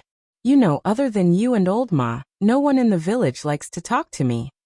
Lu Chen grunted and said lightly, "I thought there were more newcomers in the village recently. Maybe you would make some new friends." Old Yu chuckled in a low voice, just like the little gray fish in the stream beside him bubbling and then bursting. Lu Chen turned over and sat up. Then he patted his butt and walked away without another glance at old Yu. After leaving the big locust tree, he first walked a few steps towards the straw hut at the foot of the mountain, but then he stopped and thought for a moment. Then, he turned around and walked back the way he came. At this moment, a man walked towards him. When he saw Lu Chen, he cupped his hands and asked politely, "Brother, may I ask if this mountain behind you is Tea Mountain?" Lu Chen glanced at him and saw that he was also a young man. He carried a long sword on his back and wore a cloak. His face looked travel-worn, as if he had come a long way. Looking at his appearance and attire, he looked like an ordinary itinerant cultivator who traveled the world in search of Tao. You're tuning into the Echoes of the Heart YouTube channel. Don't forget to subscribe and join us on this journey to catch the most captivating stories.